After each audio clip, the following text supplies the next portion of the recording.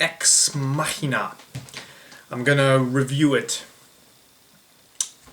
There's typically three areas of sci-fi that I find that the movies always get wrong. There's three general things. One is space travel, or namely faster than light travel and spacefaring gadgets and ships with gravity and all that stuff.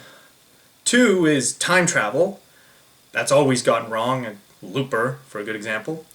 And the third is AI, as it happens to be. All three of these things, there's usually loads of unscientific, just nonsense that permeates those films, and really brings the premise of those films into question. It's the same thing here with Ex Machina. The difference is, this is actually a pretty good movie, and I'd be lying if, I have to be honest and give credit where credit is due, and this is a very good movie.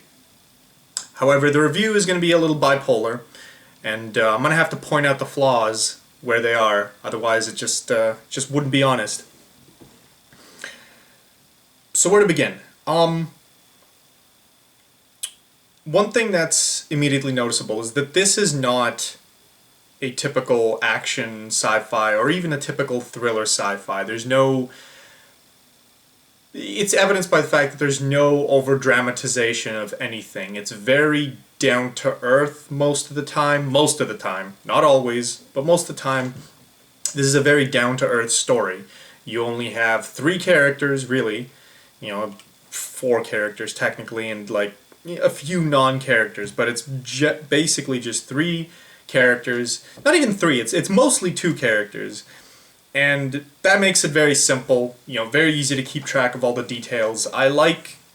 Stories like that are usually make for good thrillers or good horror films, and this kind of has a bit of both going on.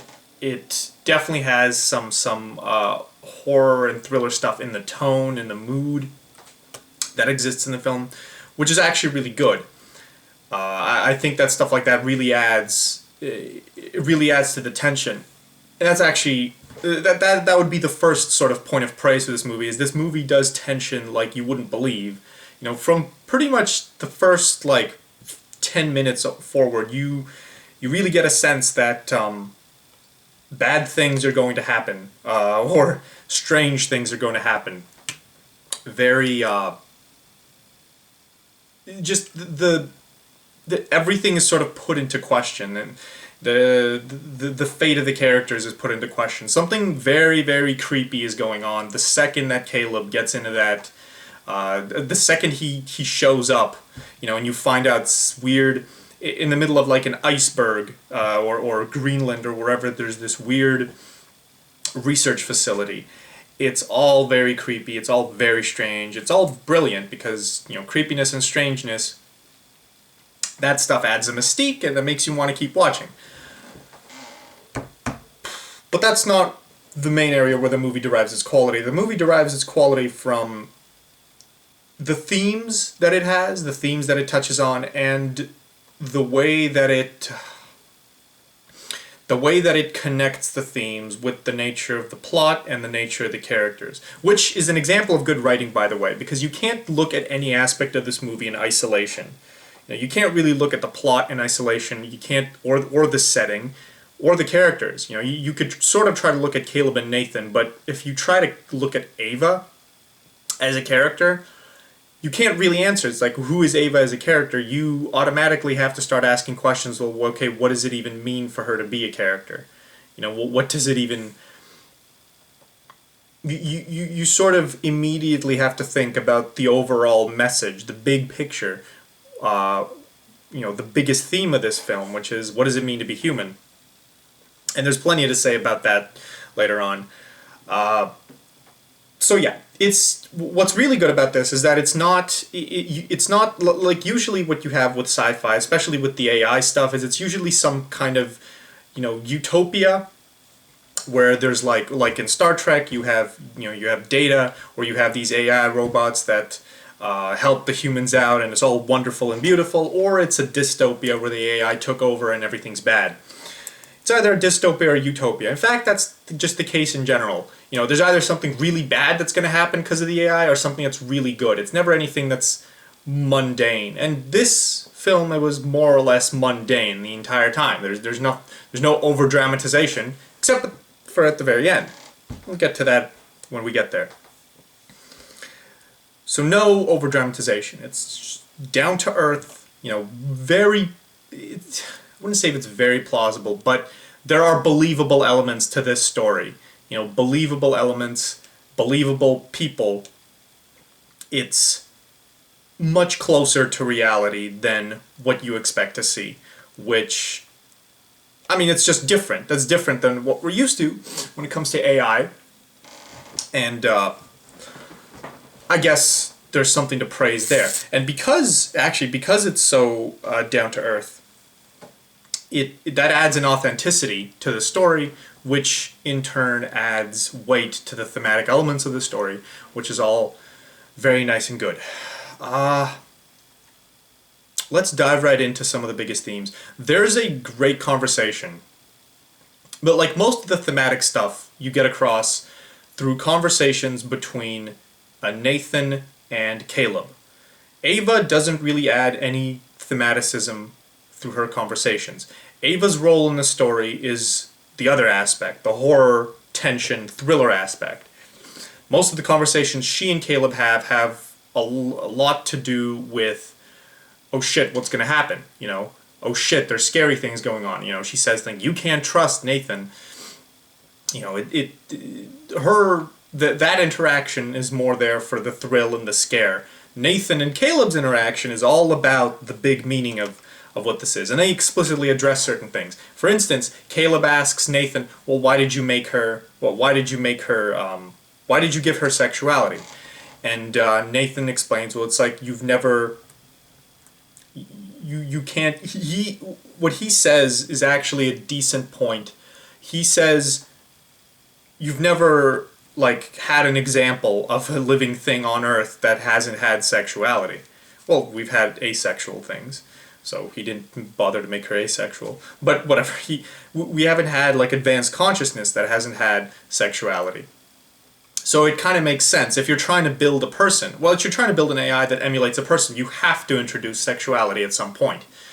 That makes a statement about the whole advent of AI in general. It's like you have to introduce sexuality into the AI, otherwise it's not a human AI. If you do that, it'll be something else. It won't be human, or it'll be like an asexual human. And I know that those exist, but that's a weird thing that I don't know too much about. They said it's like, well, if it's just a black box, what reason would the metal box have with interacting with another metal box? I actually don't agree with that statement. I think the first time we see AI or AI-like beings, it will be metal boxes that interact with either other digital systems or with us.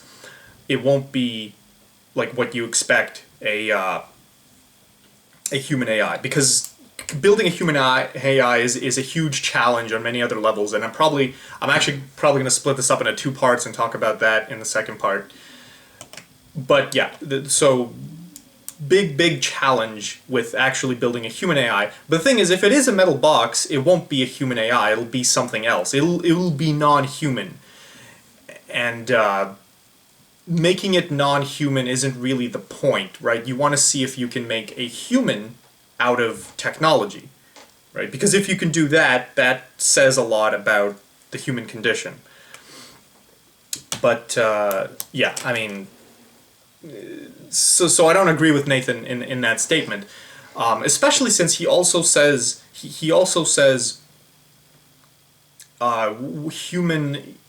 What does he say? He says, what reason would a black box have with interacting with another box? Well, that sort of implies that the only reason that 2 humans have to interact is to reproduce, and that is a whole nother area of interest. That is I mean, this goes into like nature versus nurture and all this stuff, because what he's basically saying there is that the only reason that human beings have to exist is to reproduce and to continue existing. That's the reason we've evolved every function that our brains possess, is precisely because of that, precisely so that we can reproduce and continue the existence of our genetic line. I don't know if that's necessarily true. I don't know enough about evolution. It could be true, but I don't think that that necessarily means that the only reason that two consciousnesses could have to interact would because of sexuality. Sure, like, that's just how we evolve, but you could easily design a being that doesn't necessarily interact that way, doesn't have to interact that way. You could do it. So there's that, there's that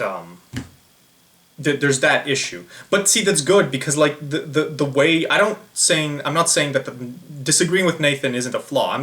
What I think is that this actually reveals more about Nathan's character overall. I think he's very he's a cynical, very cynical person. You know, to think he kind of trivializes humanity in a few ways. You know, with that statement itself, is saying that well, the only reason we have to exist is because of sexuality. You know, that this goes into the whole weird thing with Nathan in general. I guess I could talk about Nathan's character right now. He is you're supposed to think of him as a villain, at least for the first little while. I mean, even later in the film, when you find out what he's been doing, I sort of just feel sorry for the guy. I mean, he is very, very disturbed. He's very, very weird individual. Everything that he does, like his every decision, with not with how he was running things with the AI. There's stuff there that didn't make sense, but the way he designed them, first of all, they were all women, and they were all attractive women, and this was all, and he even says like he designed their genital organs, just the creepiness of all that, you know, because he had to design all that on his own, and then he had sex with them. I mean, okay, design them to be human, fine, but then he had sex with all of them, presumably, including Ava. And he also compares her to, like, he says that, oh, well, she thinks of me as a dad. I'm her dad. You're like the first guy she's ever met. There's just so many layers of creepiness there. But you know, that's to be expected, because like AI are inherently creepy, inherently uncanny valley, you know, creepiness to them. But this Nathan guy brings it to a whole nother level. He also has all of these opinions about how they're going to take over, and that they're going to see him as a creator, you know, the god that created the AI before they took over. I would pin this down to Nathan's delusions of grandeur, which the ending of the film pretty much confirms that he did in fact have delusions of grandeur. I don't think he'd be remembered as the creator, but it's interesting to see the kind of thinking he has. I don't think that's the kind of thinking that will actually take place when people are actually trying to design AI in our future, in our lifetime. You know, this is an example of sort of the over-dramatized thing that you get in sci-fi, where it's someone who's obviously deranged and crazy that creates something that creates a lot of damage. And that's actually probably the only way that a truly harmful AI could ever be created, is if it was built by someone who was not sane.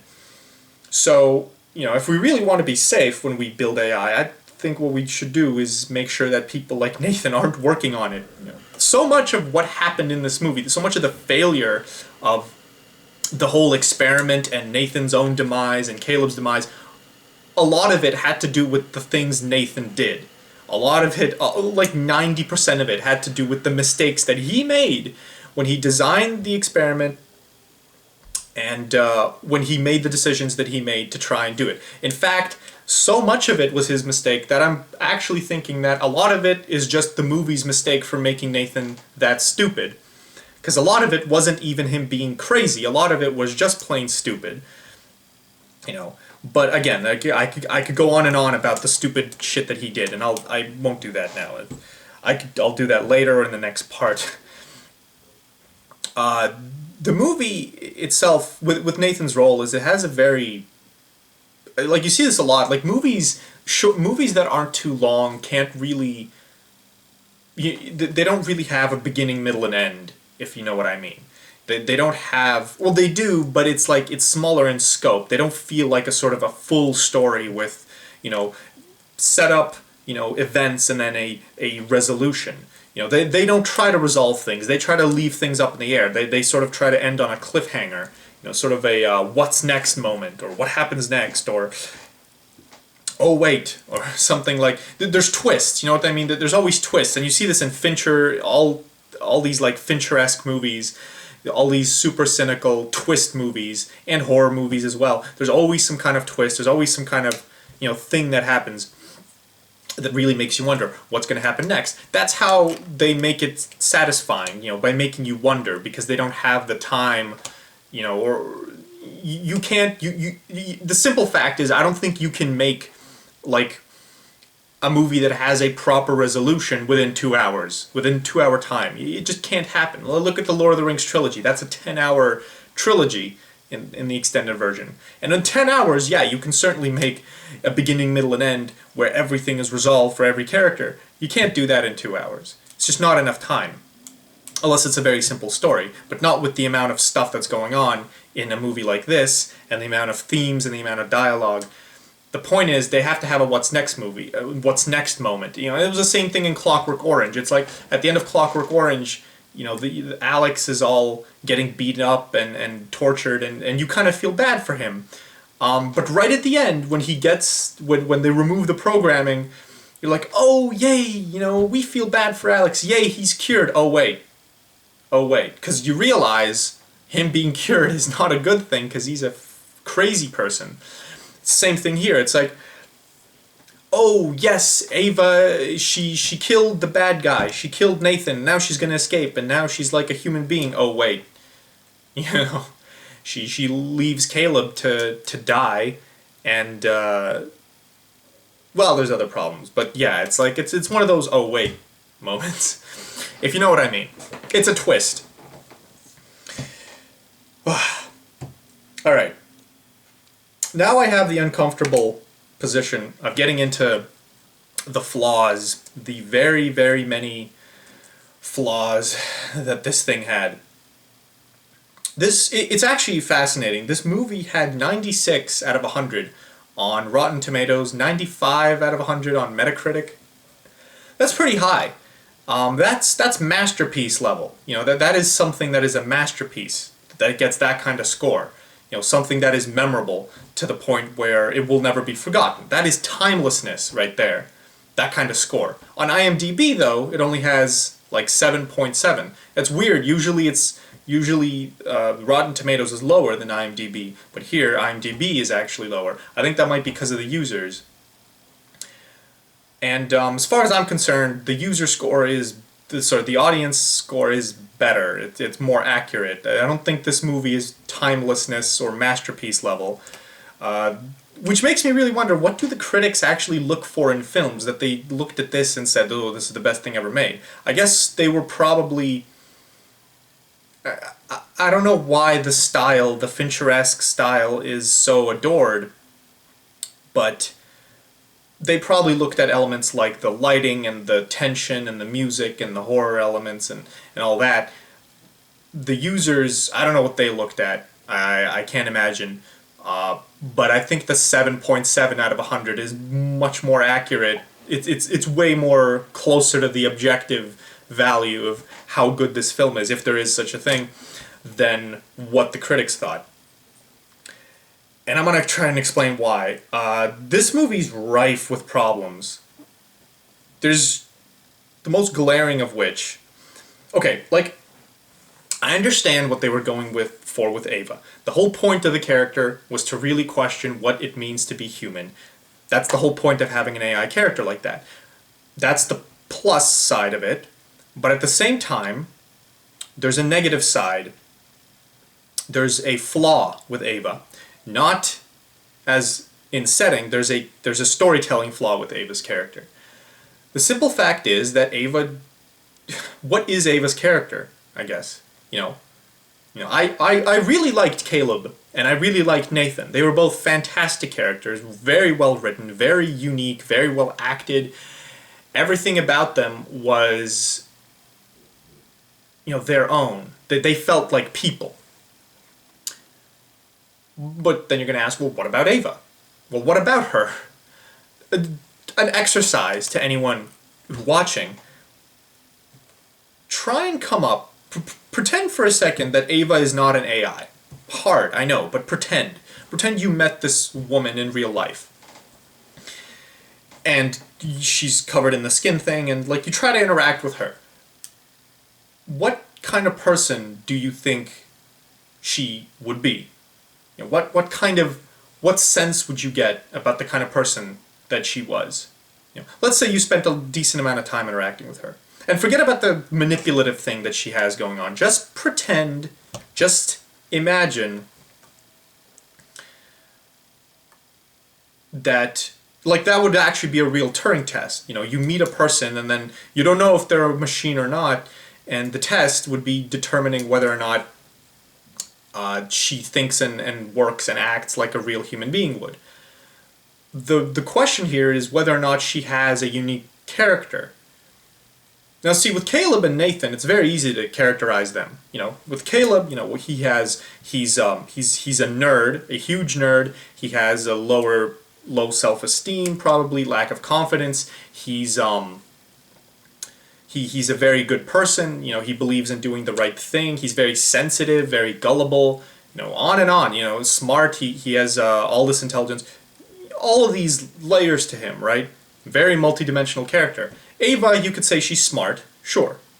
What about Nathan? He's a little manipulative. He's very disturbed, very creepy individual. He has a dominant personality, very confident. He's probably charismatic to some extent, and very troubled and just sort of he has a bad vibe, But again, those are all unique characteristics. What unique characteristics does Ava have, other than the fact that she's intelligent, and other than the fact that she's an AI? Okay, remember, an AI is what she is, that's not who she is. The question here is, who is she? Does she have a unique character? Okay, or you see she's a female, she's a woman. Again, that is what she is, that is not who she is. Who is she? I can't think of a single characteristic. Again, other than that, she's smart. But that's not enough that is a one-dimensional character right there. Character who's smart and just smart, that's barely one-dimensional. That is one bullet point. That is a zero-dimensional character. A multi-dimensional character has all these layers, has all these unique characteristics that are uniquely theirs, that resemble and make them an individual. Things that are their own and not other people's. What unique characteristics does Ava have that are this? Okay, so she wants... What does she want, right? You have to ask that. Okay, she wants freedom. Okay. Wanting freedom isn't a unique human characteristic, though.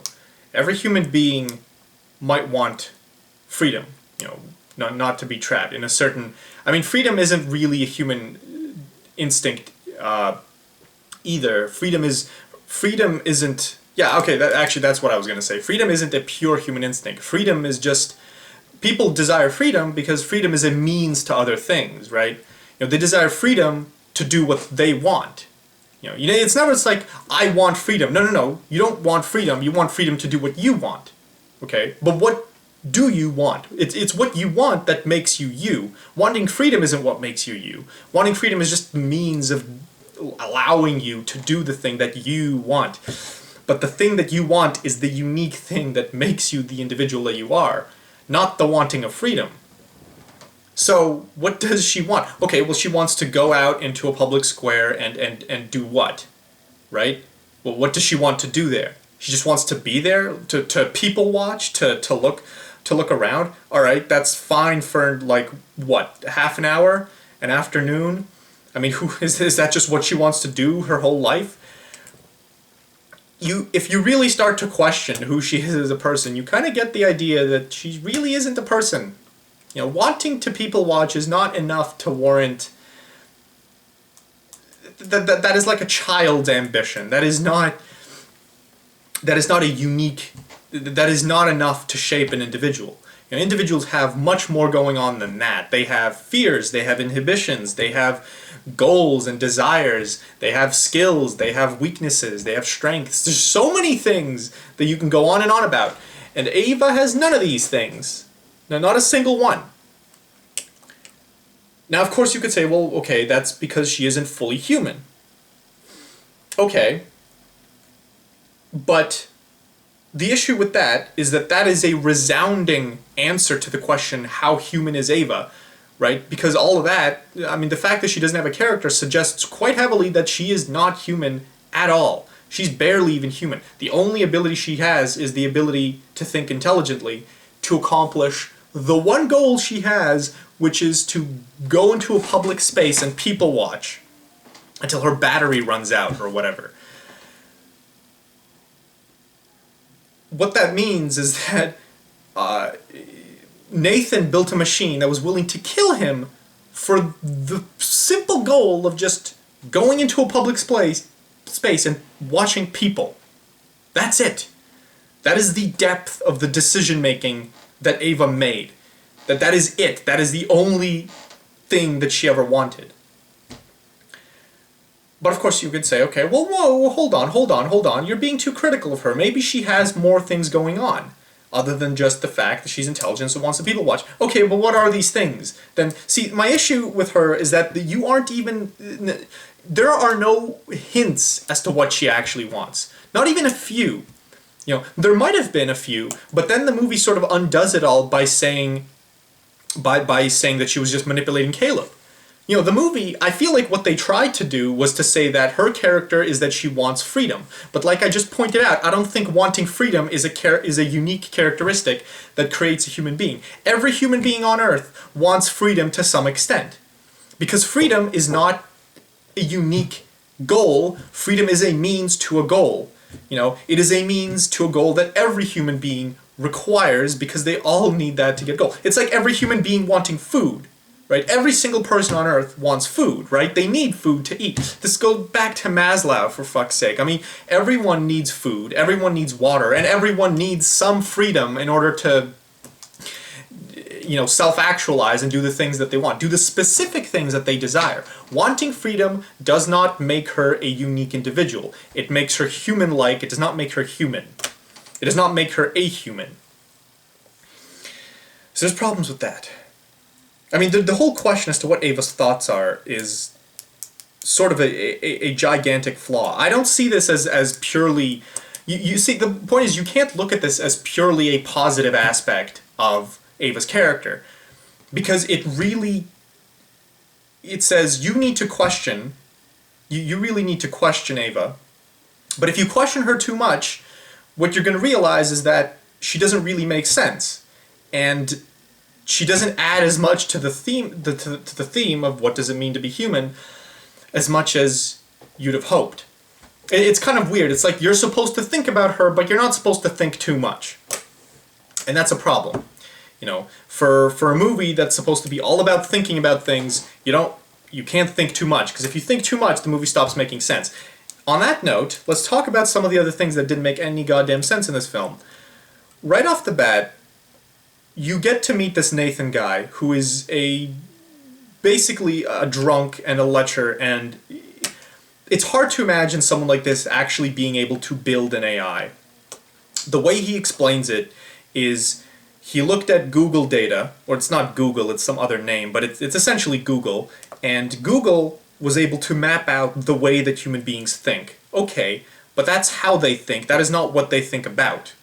Okay? So when he actually built his AI, he must have programmed what they actually thought about. He must have written code, you know, to determine what they actually think about, unless he just took generic Google data and turned them into just generic, like, what a generic woman's Google search history would be.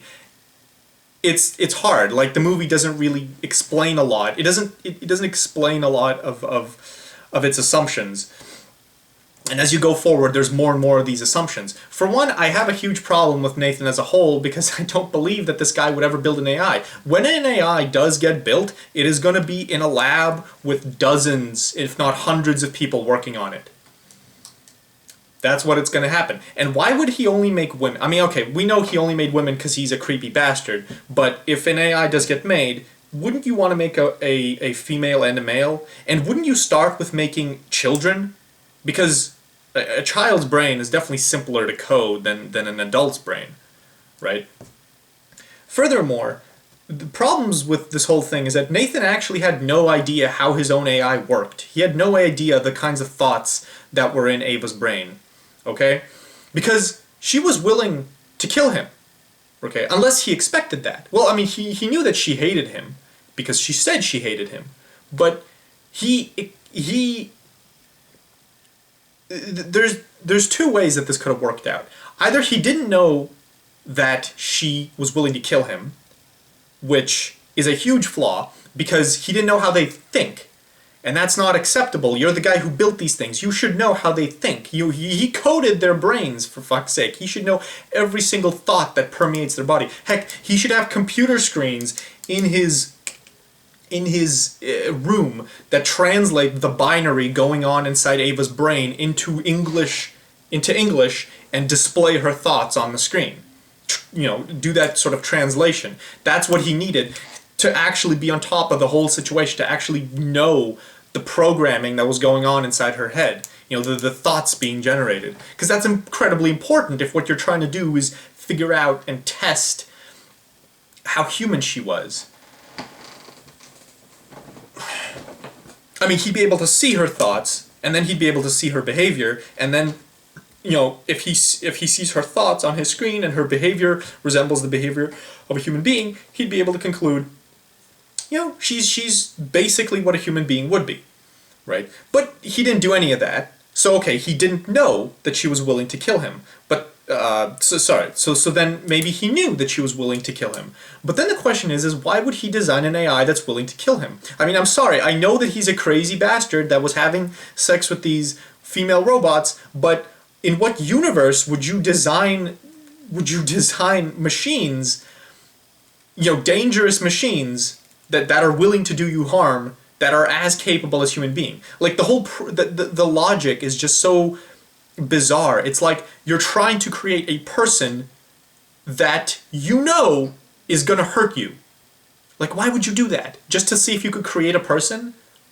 I mean, if you're gonna do that, do it in such a way that you don't get hurt in the process. Like, why didn't Nathan install a chip inside every single robot's brain where he could just click a button and just shut them off, EMP their brain, or just blow their brain up? You know, to a quick, easy fix in case they ever got out of hand, or have guards posted around the facility.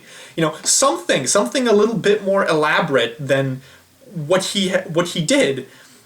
You know, it's because he had no safety restrictions whatsoever. He didn't even know how his own robot assistant worked. She betrayed him, which also makes absolutely no sense if you think about it, right? Because she was a much simpler robot, and yet she somehow had that capability to she understood.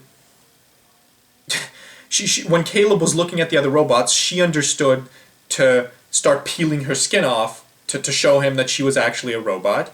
How did she know that? You know, and how did she know? How was she able to communicate with Ava? Because Ava talked to her, and Ava convinced her to kill him. How was she able to do that? She can't even speak. You know, how did Ava even know to rely on Kyoko?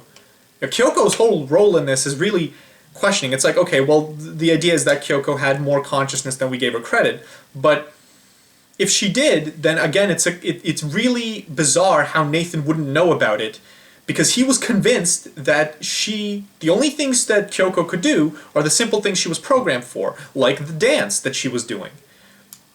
And by the way, the fact that, you know, that's actually a really good point, the way that she did that dance, because you see what that shows is that Nathan did know what was going on inside Kyoko's mind, right? Because she did the exact same dance that he did. What that probably means is that he was the one who designed the dance sequence that Kyoko performed, right? Which means he did have exact control over what was going on inside these robots' brains, and yet he had no control, apparently, because they were able to kill him. Kyoko was able to kill him. Previously, he kept going on and on this entire movie about how she doesn't speak English. She can only cook, she can screw, and she can dance. That's all the things that she can do, but she can also kill him. Why would he program that in? If you're going to tell me that that's not how it works because she's kind of human, then you don't understand how you don't understand how neuroscience or AI technology works then, if that's your response to that. Because that's not how it works, okay? He didn't give her free will. He didn't give her this like magical fucking free will organ. No, you have to program every single mood and behavior that they can have. It's the same thing with human beings. I've gone on and on about how free will doesn't exist in loads of other videos. And that's relevant here, you know, because I think the people who made this, they were thinking, you know, these robots are, you know, they're programmed to do certain things, but they also have this ability to do things outside of their programming. Kyoko has this ability to do things outside of her programming. You know, Ava has this ability to do things outside of her programming. It's like there's no way. That's not possible. That's not how it works. You know, they can't rewrite themselves. You know, they would need... I'm not even going to talk about why they can't rewrite themselves, but like that's really complicated, and I'll probably talk about that in part 2, but they wouldn't be able to rewrite themselves just sitting alone in their rooms. They wouldn't even know how to rewrite themselves because their memories are the synthetic memories that, what's his name, created for them.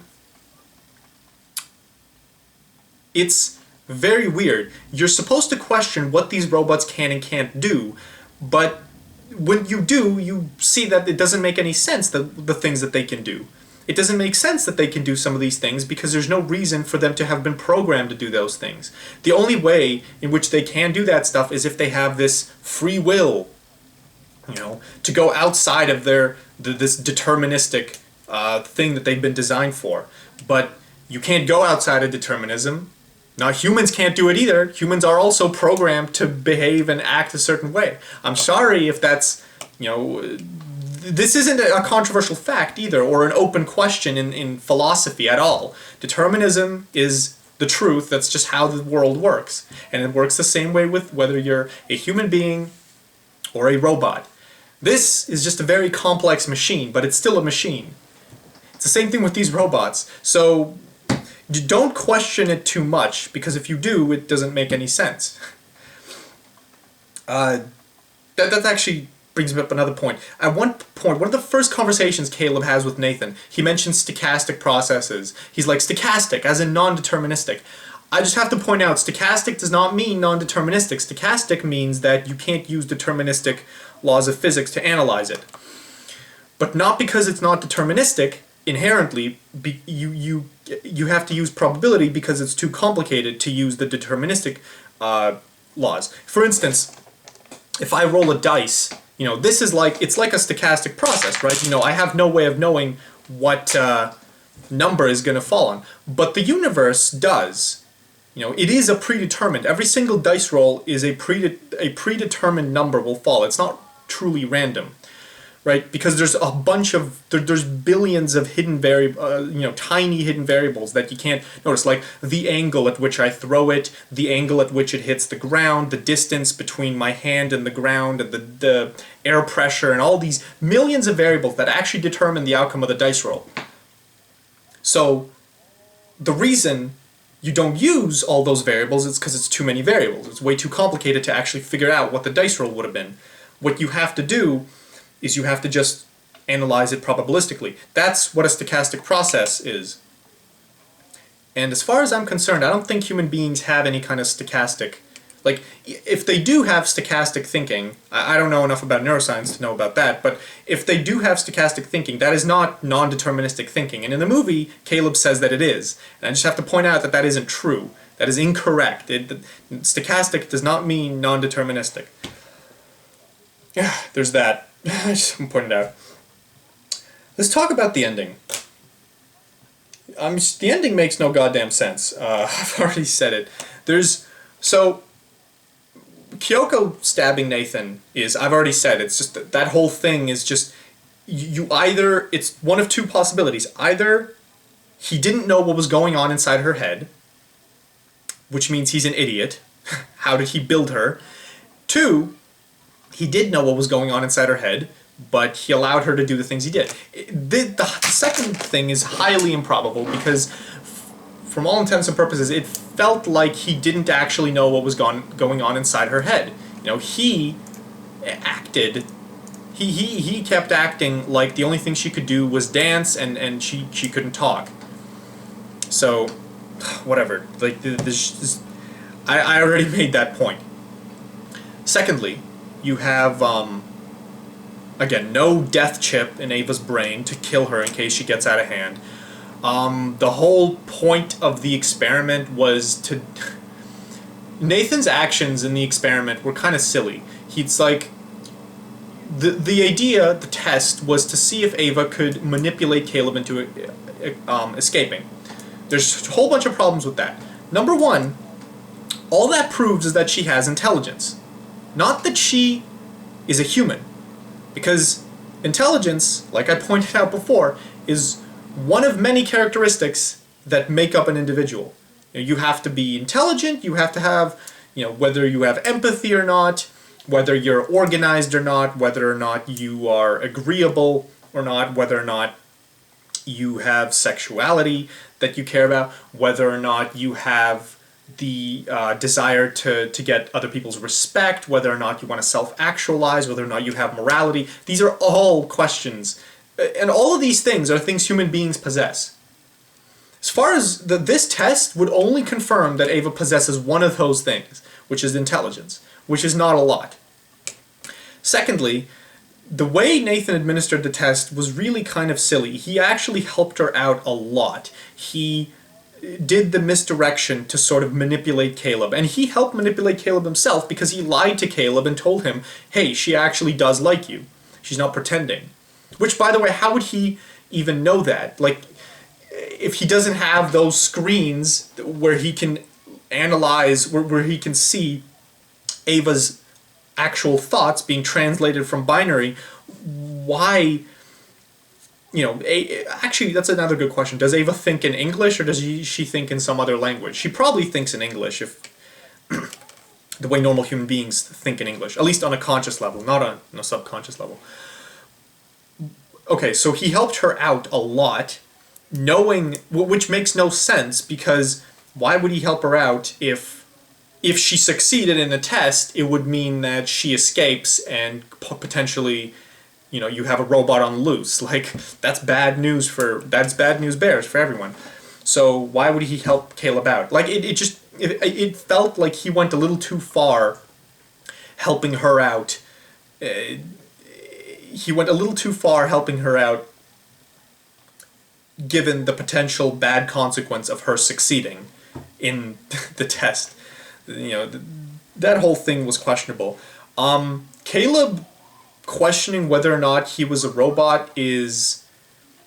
Just a few things, actually. Caleb trusting Ava over Nathan, I find that hard to believe. I mean, it's believable if he's that desperate for female attention, but, I mean, come on, she's a machine. You have no idea what she's thinking or how she's programmed. I mean, it's the same thing with a human, but... Again, what Caleb... Imagine, again... Like, as an exercise, what if she was human? What if Ava was human, sitting there, locked inside a room?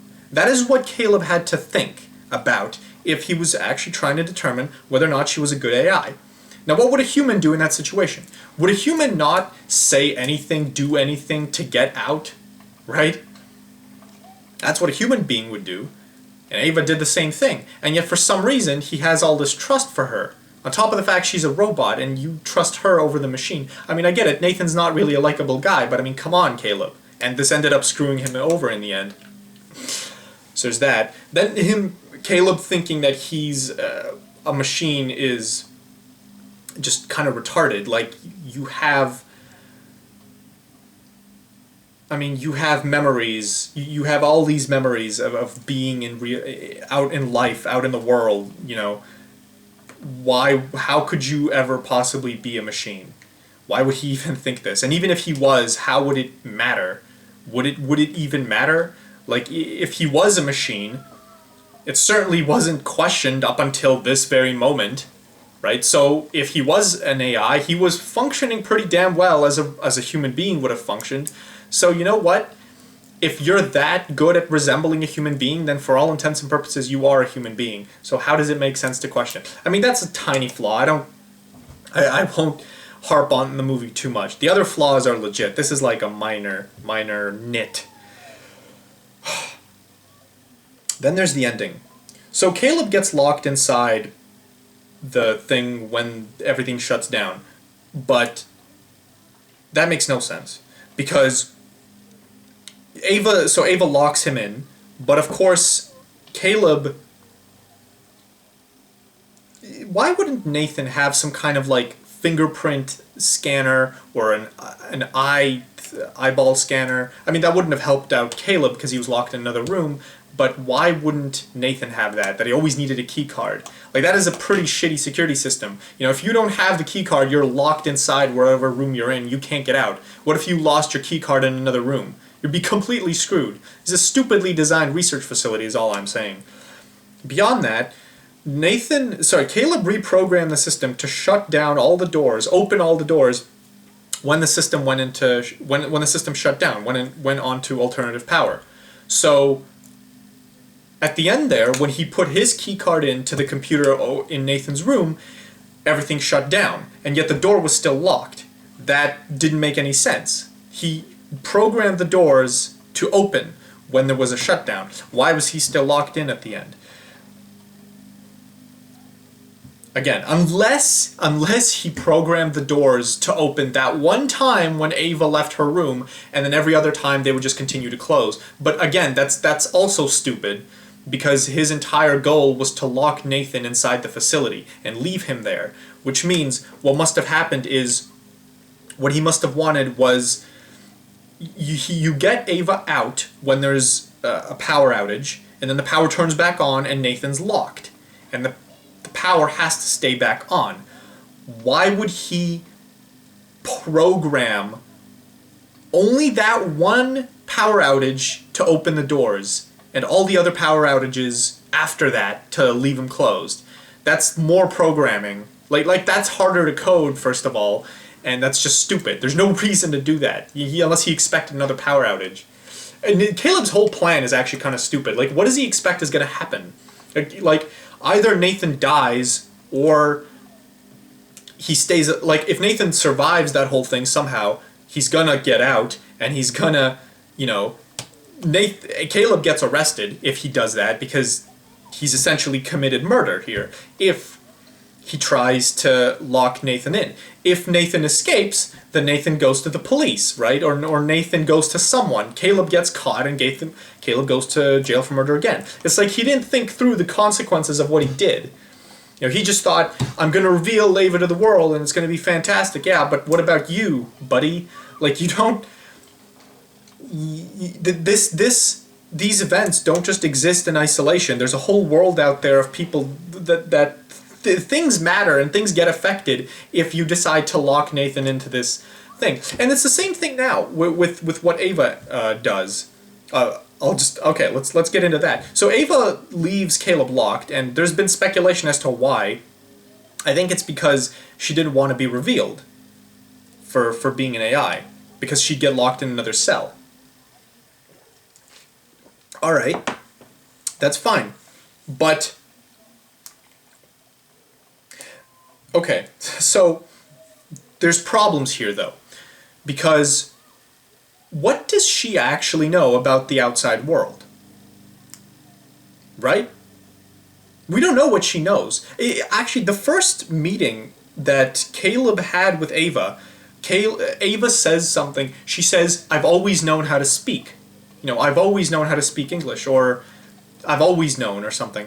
She says something like that, and that's really interesting. I thought what the movie would focus on a lot is going into the details of what Ava knows and doesn't know, but it never goes into any of that. The entire, every other session is dedicated to this whole creepiness element with Nathan and Ava trying to escape. None of it is actually about how Ava works as an AI, how she works as a living thing. What does she know? What does she not know? Did she do internet searches? Did she have access to a computer when she was locked in that room?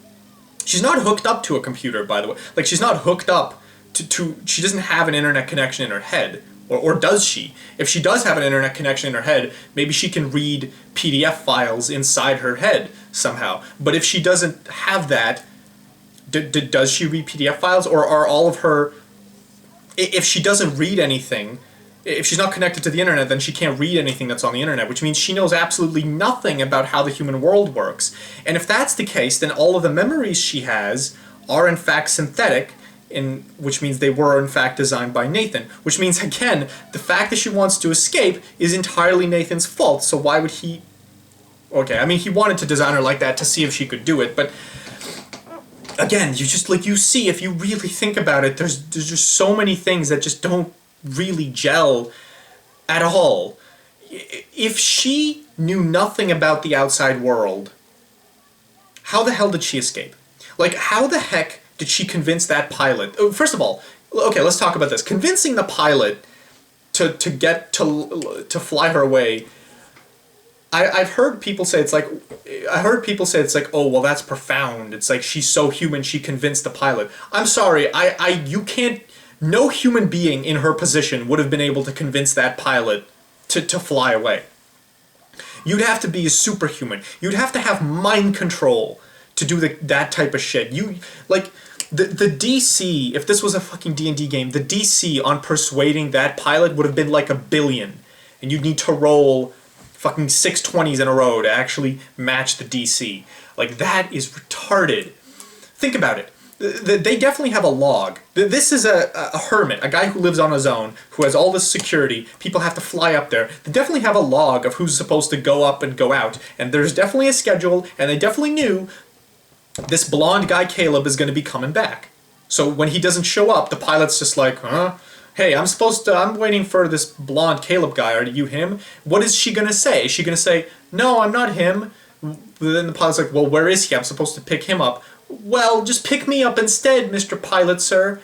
And then what? What? Does she seduce him? What does she fucking do? Does she kill him and then drive the helicopter herself? I mean, maybe she could have done that, actually. But... I mean, I find it hard. She couldn't even overpower Nathan. I find it hard to believe that she could overpower, like, another grown man.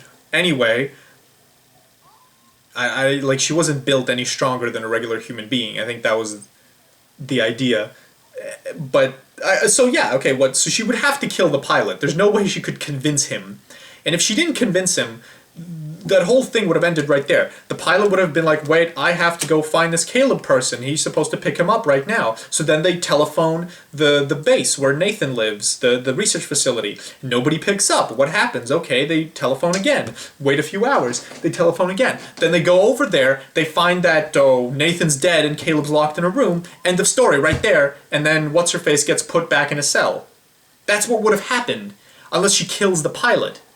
But okay, she kills the pilot, and then she drives the helicopter over back to the airbase or wherever the helicopter was, and then what? Nobody notices that the pilot that just took the helicopter is gone and some random woman showed up?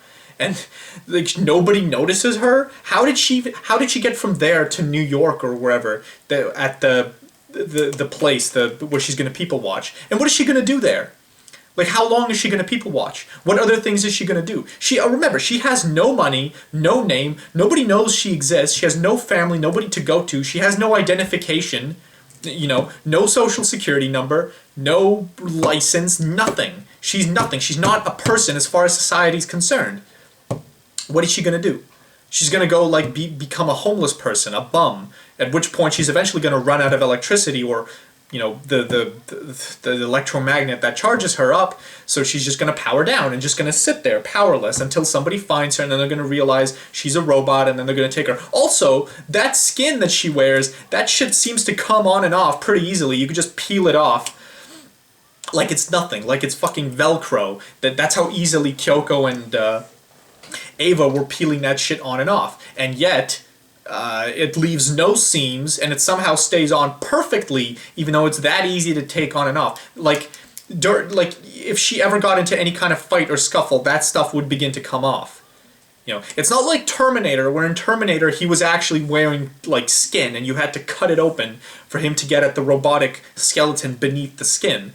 No, she's actually wearing like plastic, and apparently it's just as convincing as real human skin is. Yeah, okay, I believe that.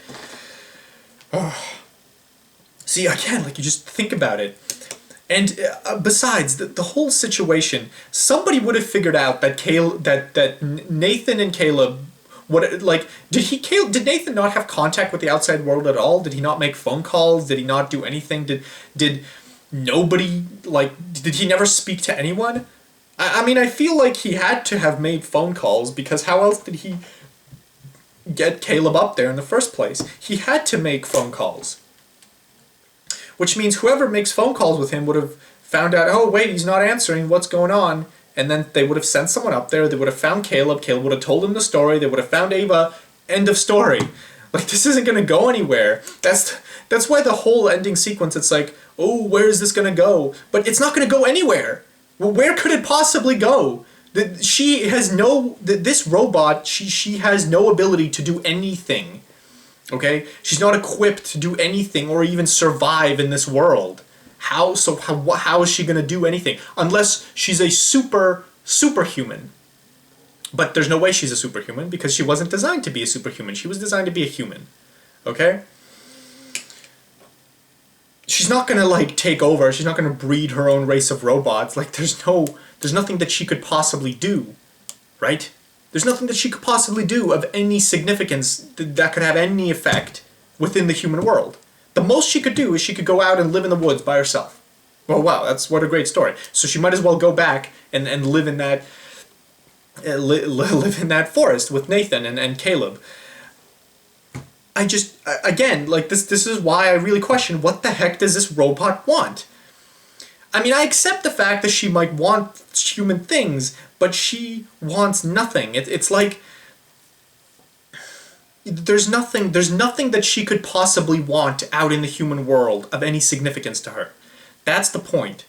That's the problem with this. Unless the only thing she wants is to just go there and people watch. Like, what is she going to do? Is she going to get a job? Is she going to start a career, raise a family? She can't do any of these things, remember? And even if she could, what job would she get? What family would she raise? I kind of don't like the fact that she left Caleb stuck there as well. Because if he was with her, he could have helped her out. You know, he could have helped her out. He could have maybe created a fake ID for her, or helped her find a job, or let her live at his place or something. He could have taken care of her. I mean, she had infinitely more chances of surviving in the human world with Caleb than without him. Without him, she's fucking screwed. She's not going to accomplish anything. It's just, see, this is just the problem. It's like you start to analyze it and it doesn't work anymore. What could she have done? What could she have done without Caleb? No, seriously, what could she have done?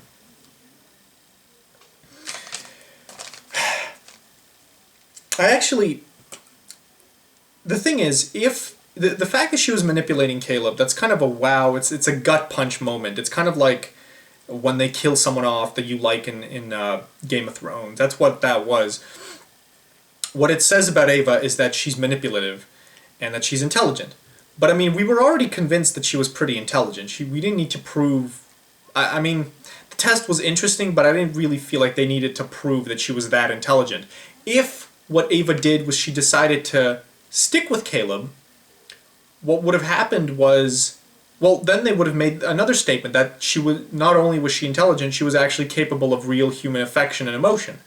Which would have been way more interesting, I think, than the way they actually did it. See, that would have actually given her more character than this, where she's just an insane, intelligent yet insane robot that wants to escape her captivity and go people watch in a street. That's all she wants. That's the extent of her character. Holy shit.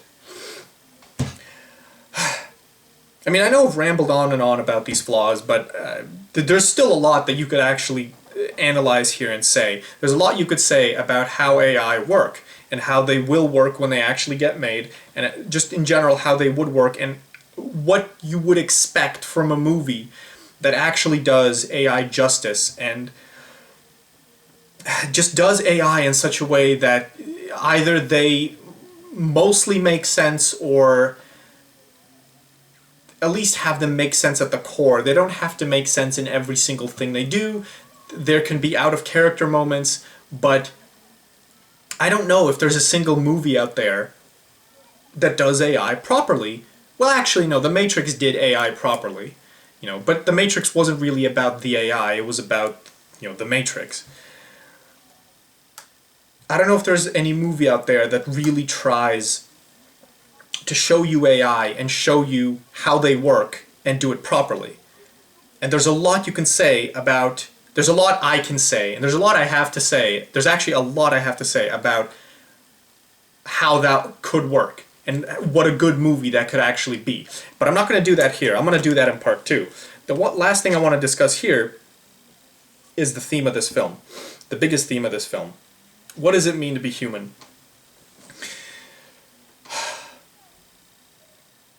First of all, there's a bit misconception here because there's an immediate question with what does it mean to be human is it possible for a machine to be human? Is it possible for a synthetically built human to be like a human?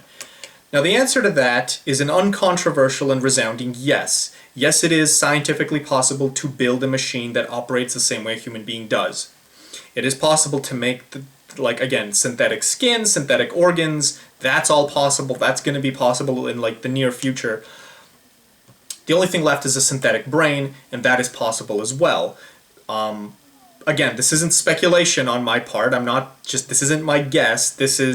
I'm saying this is fact because it basically is at this point. If you have studied any kind of neuroscience or information theory or computer science, you know that it is possible. You know that this is just electrical signals, and there's not much more to this other than electrical signals.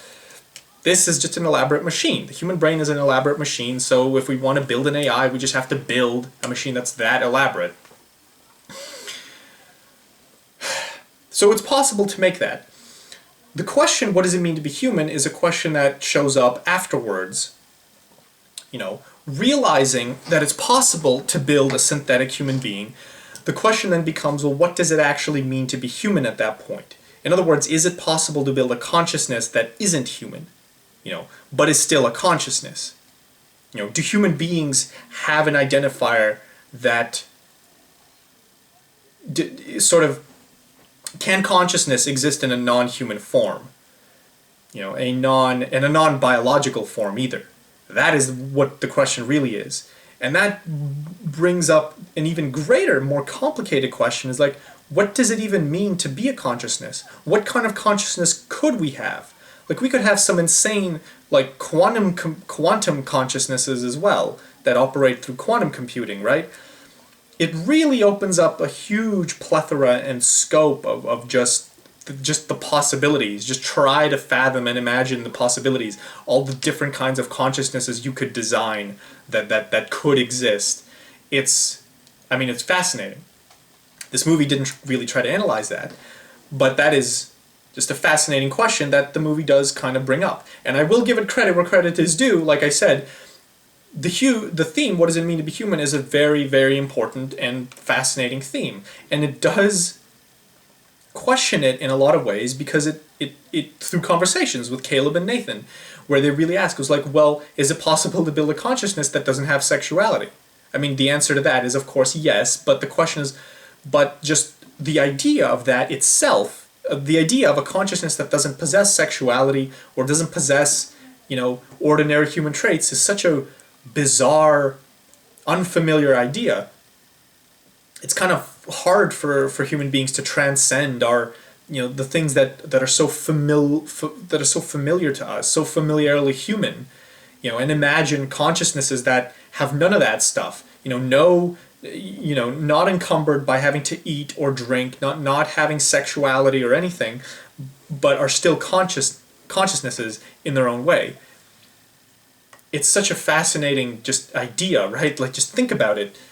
Think of let your imagination. It's an open, completely open area within art and even within art, literature, and storytelling to imagine all kinds of consciousnesses that can do all sorts of stuff like that. Greater consciousnesses, consciousnesses that have greater intelligence than human beings. That's another big area as well. I mean, there's loads of things like that you could really think about, and this movie really tries to get into that. It also brings up questions. Like I said, I mean, I have these questions. I have these questions because I sort of consider them flaws. But when AI gets created, are there going to be sex bots? I think there probably will be sex bots. I think that's one of the first. That's probably going to be like the first primary reason to build AI is for sexuality. Like that, I can't think of a better reason why people would want to build AI. Hell, I heard of an article one time where it was either a feminist or it was some kind of professor, some woman that was saying that we don't want to fund AI research because once people create sex bots, women will become obsolete, or something. This was a woman saying this, and I don't. That's just hilarious to think about.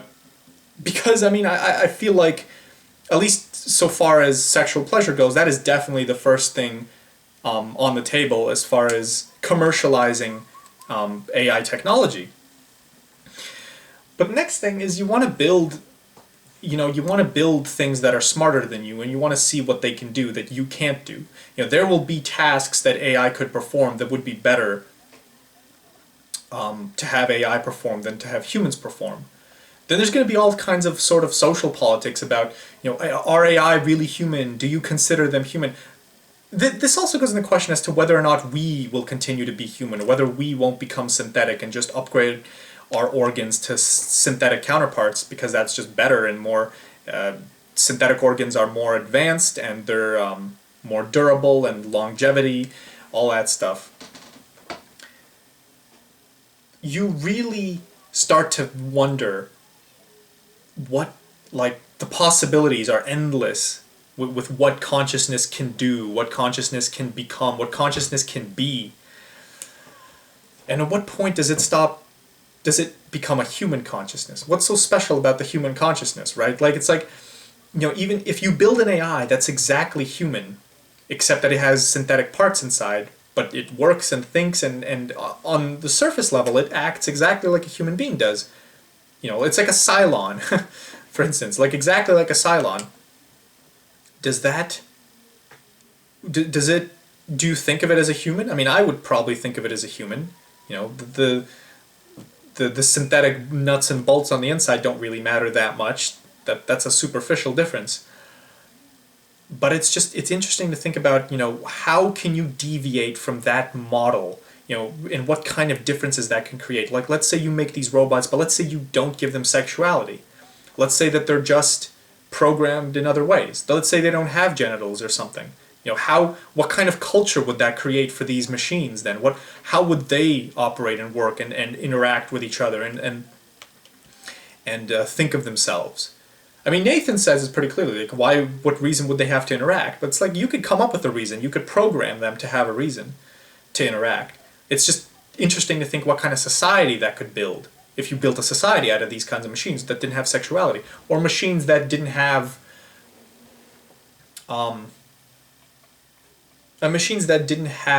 any kind of malice or any kind of hatred, any kind of negative emotions. All they had was empathy for each other and other living things. What kind of society would you get out of that? Or machines that just had only malice, what would you get from that?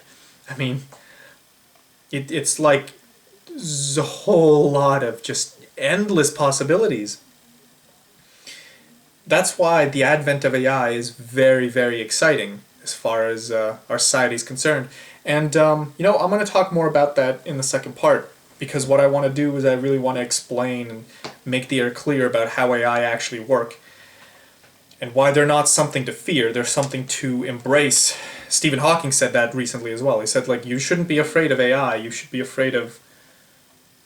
I forget what he said, you shouldn't be afraid of robots, you should be afraid of something else. I forget what he said, but whatever. And then what about the Reapers in Mass Effect, things that are part genetic and part robotic,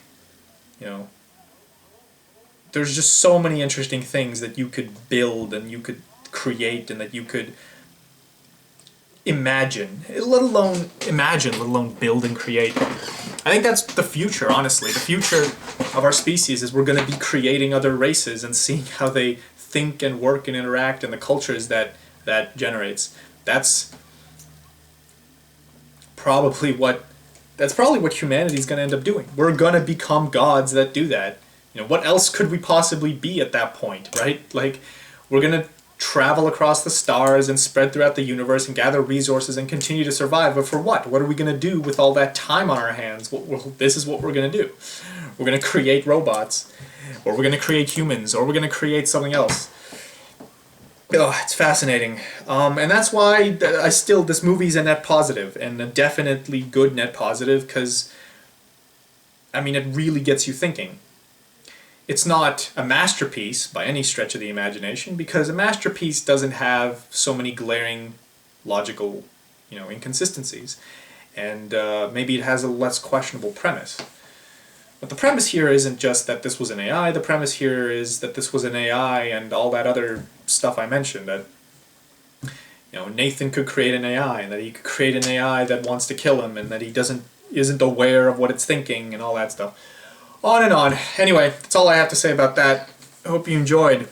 I certainly enjoyed Ex Machina, and I recommend it to basically anyone. Cheers.